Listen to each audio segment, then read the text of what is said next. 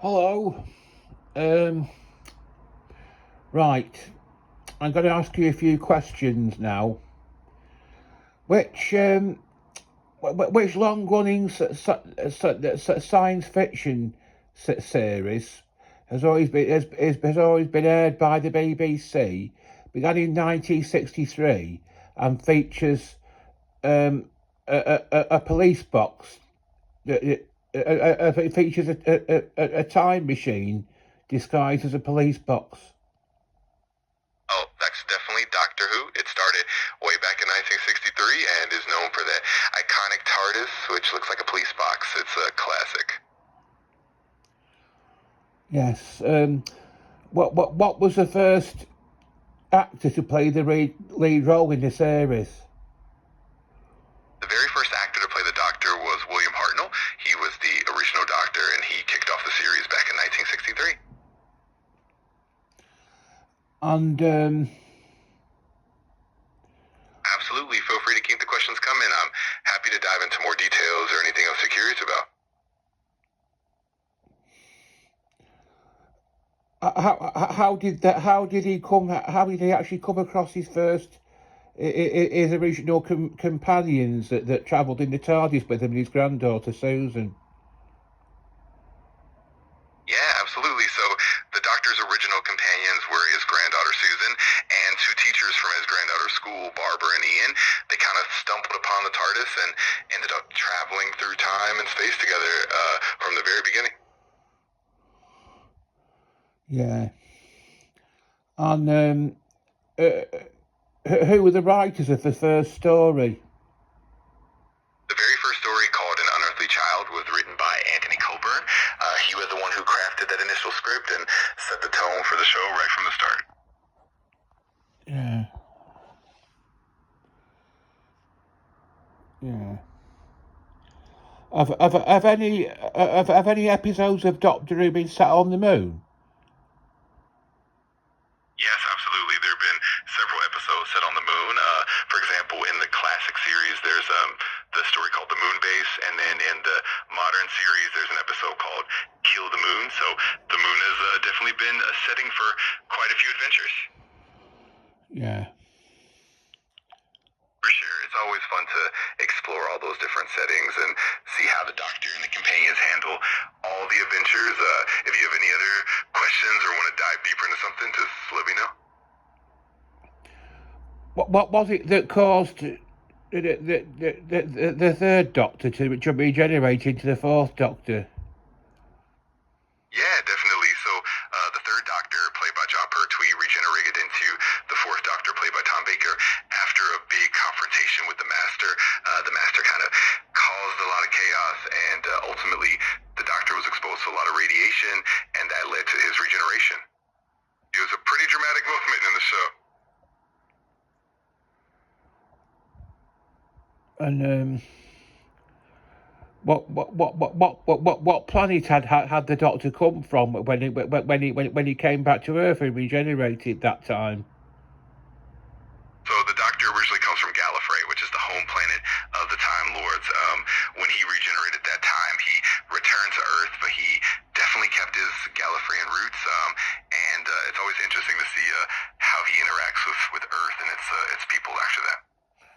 I don't think you misunderstood that question. I was talking about Metebelis 3. That's what happened. The Doctor played by John Pertwee had been to Metebelis 3, hadn't he? And that's why he had to regenerate into the. What happened to him on Metebelis 3 that caused him to regenerate into the fourth Doctor? Got it. Yes, absolutely. So on Metebelis 3, the Doctor encountered the giant blue crystal, and that crystal had a huge impact on him. It ultimately caused a lot of radiation exposure and intense energy that led to the regeneration. So it was definitely that whole adventure in the crystal that kind of triggered it. What was the reason why the series was the series was discontinued in 1989? Right, exactly. The series was unfortunately put on hiatus in 1989 due to a combination of factors like declining viewership, budget constraints, and some behind behind-the-scenes decisions. It definitely left a big gap until it came back in the 2000s. Well, the same thing's happened now. The series has been put on hiatus again, hasn't it?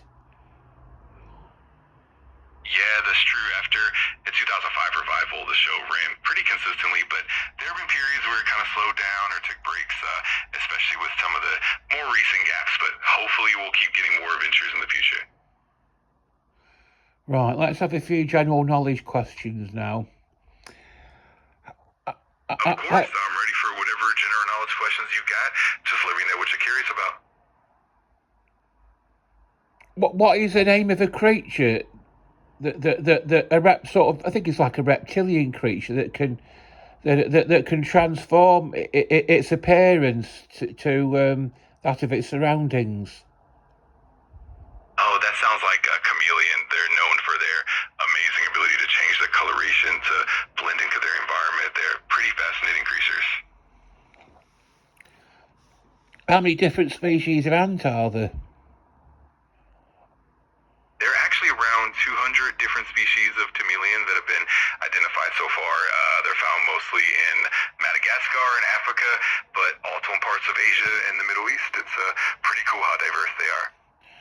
I asked you how many different species of ant are there? Yeah, ants are incredibly diverse as well. There are roughly 12,000 known species of ants, and scientists believe there could be even more that haven't been discovered yet. They're found on every continent except Antarctica, so they're really widespread. And how many different species of kangaroo are there? So there are about 60 different species of kangaroos and related marsupials like wallabies and tree kangaroos. The most well-known are the red kangaroo, the eastern gray kangaroo, and the western gray kangaroo. They're pretty fascinating creatures as well. What is the diameter of the Earth? The Earth's diameter is roughly about 12,742 kilometers, or about 7,918 miles. It's pretty amazing how big our planet is. Right. I'm running out of questions now. Sounds great. What is the average shoe size of a human being? Yeah, that can vary quite a bit depending on the population, but generally speaking, the average shoe size for adult men in the U.S. is around size 10.5, and for adult women, it's about size 8 or 8.5. Of course, it does differ from country to country. Right, the Robert Wadlow, who was believed to be the tallest man who ever lived, how tall was he? Yeah, Robert Wadlow was indeed incredibly tall. He stood at about 8 feet 11 inches, or 2.72 meters, making him the tallest person in recorded history. It's really fascinating. And what was his shoe size?